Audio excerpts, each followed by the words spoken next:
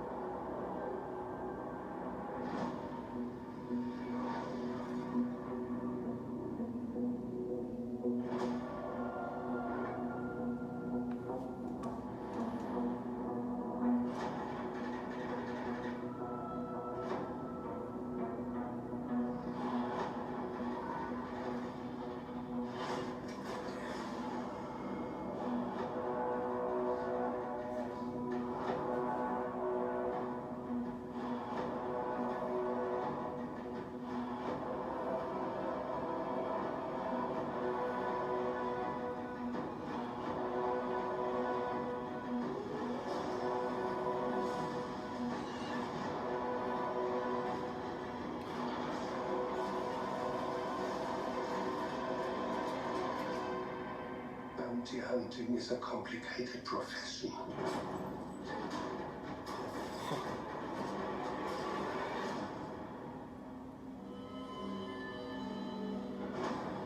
Don't you agree?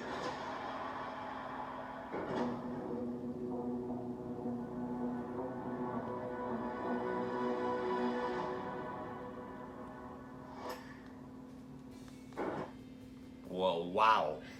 A door just cut a dude I'm pretty sure in he half. cut that guy in half with a door. Well, Yeah, in half. just in half. Wow, I can't believe. So obviously we know this takes place after episode 6, so it's nice to see all the bucket heads. Obviously, if anybody's read any of the books, like the Aftermath series, or if you just kind of use some little bit of common sense, even though the Empire's done and destroyed, they destroyed Vader and Palpatine, there's still remnants of the Empire. Yeah. There's still all the Moffs and Grand Admirals out there who are going to be trying to make the claim and take and control. those were stormtroopers. Yeah, and those were and then there was obviously some stormtroopers that were doing something. So there's obviously remnants that we're going to see of the shattered Empire at this moment. They look like they're at war. Which are they like always at war? Because I get the sense from the Clone Wars that Mandalorian's just like always got something going on. For the most part, there's a lot of unrest. The big thing within the Clone Wars is Duchess Satine wanted to move Mandalore into a peaceful, non-violence kind of regime, which I guess regime's not really the right word for that, but just into a peaceful kind non-violent nation, non-violent planet. And Mandalorians are, I mean, they make the best armor. We all know that Boba and Jango aren't Mandalorians, but they wear Mandalorian armor, and they make the best armor because they're warriors. They always have it. There's tribes. There's different sects of Mandalorians on the planet, and Satine wanted to do something different, so that kind of put that planet into a turmoil all over again. I mean, back in the days of the Old Republic, the Mandalorians sided with the Sith Empire and went against the Jedi and the Republic.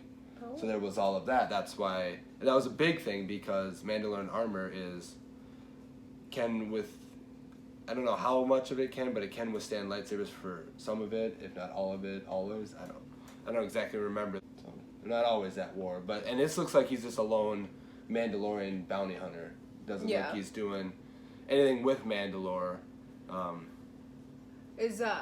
So are they the ones that like basically came up with the carbonite freezing then? Because it showed a bunch, or maybe he just went to somewhere where they do carbonite freezing. Yeah, I don't think they came up with carbonite freezing. I think he's just somewhere where that's a really somewhere useful where that happens way. a lot, clearly, because there's like 10 of them in a row. And if you think about it, that's a really easy way to transport prisoners, because I mean they're not going to break out. Well, I guess, and you said this is after episode 6, so they know it works now. Yeah, so because they already did it to Han, so they know how to do it right.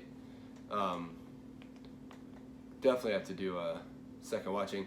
I don't know if that is IG-88, the droid that was spinning around and shooting twin blasters. I don't know if that's supposed to be IG-88, but it is an IG series droid. So that's awesome. I always loved IG-88. He was in episode 5, one of the bounty hunters that Vader called upon to go hunt down the Millennium Falcon. He was up there on the line with Bosk and Dagar. Just the first image of like the stormtrooper helmets. It's just, you think that it's like the people like make jokes about the Ewoks cooking them and eating them because they're drumming on the helmets, but they just like impale the helmets. Yeah, like, they're not messing around. No, not at all. Not even a little bit. So now we'll start it again. And like you said, right off the bat, we're just seeing stormtrooper helmets with blood on them. Looks like they've been there for a little bit. Look at the sand coloring to them. They're dirty and they're impaled all over.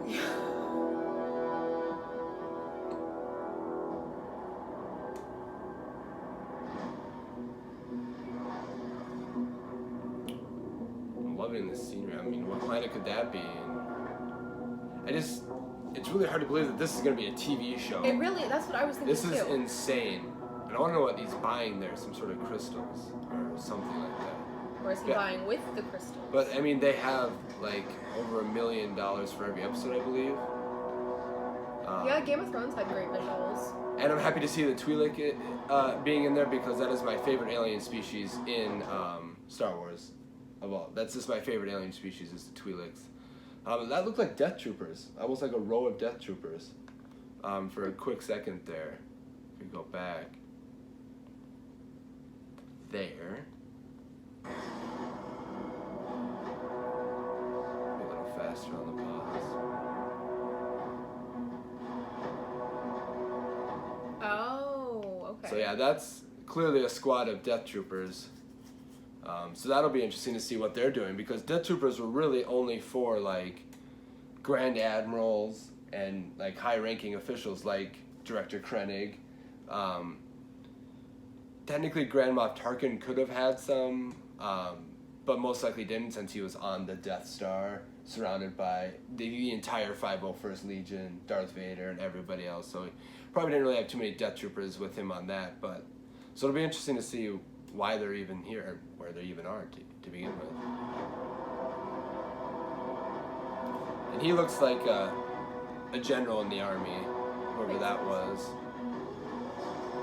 So clearly dealing with some remnants, obviously. I mean, you got ATSTs walking around. That's the one that you're talking about. Yeah, that's the IG series droid I'm talking about right there. And they have, like, their head has 2 different ways they can spin, their body can spin around. They're the perfect assassination droid. I mean, that's literally what they're for. But I'm interested to see... Oh, that's too far. Get back really far. I want to see what kind of ship is shooting at his ship there. Because it looked at first glance, it looked almost like it was it looked like it was a Naboo starfighter at first. Oh. And I was like, what the hell? But no, it totally isn't. So.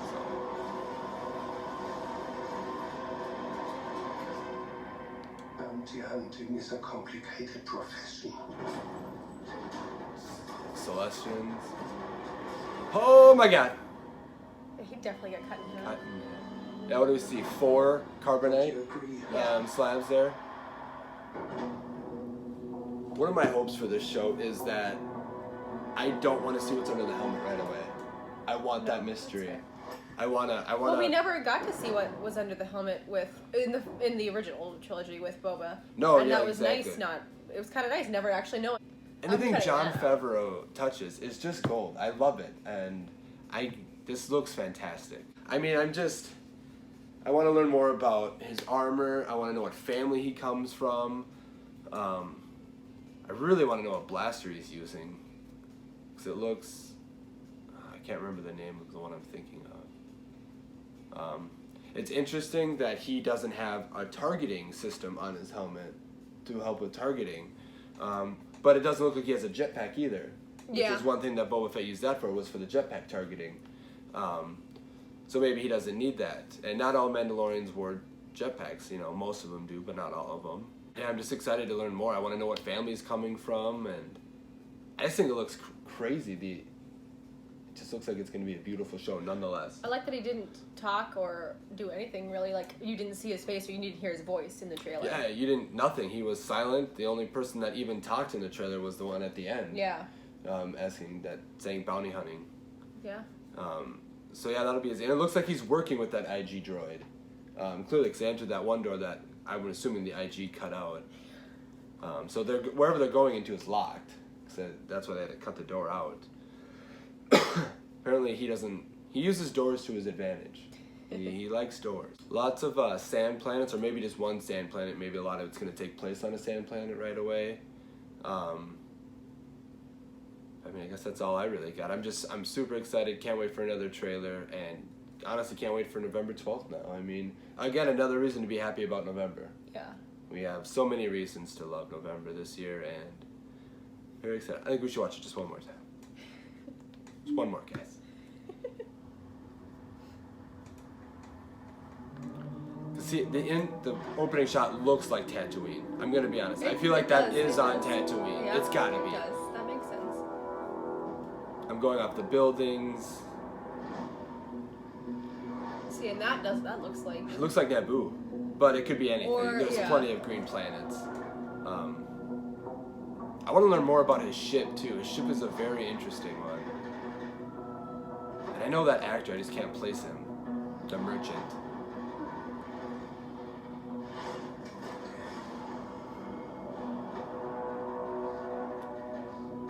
Ah, that Twi'lek. I love it. Chicken wing all day. I'm not getting those. I'm not getting those big things. I'm not doing that. I think he might even have, that looks like a rifle, but it looked like somebody had a slug thrower there for a second. Oh, is that the same kid from the mom holding her in the river? Bounty hunting is a complicated profession.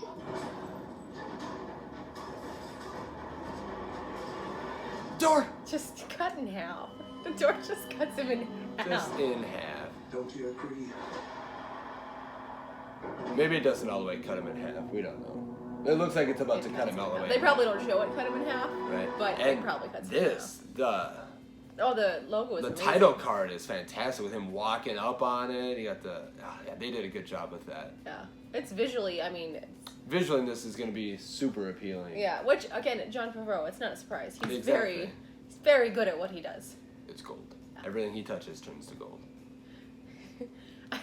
That part always reminds me of The Office, just... Yeah. Good old Mexican standoff. So, yeah, it'll be exciting, and it wouldn't be the worst thing that there's no lightsabers in here. I mean, Star Wars is lightsabers, and I want to see more lightsabers, obviously, but a movie just based around, or a TV show just based around blasters and stuff like that I mean, there won't be, the only lightsaber out there is really Luke's, but unless there's some. Apparently there have been a couple of Jedi lightsabers that survived all the way to episode 7 and 8 even, so. Nice. Well, I mean...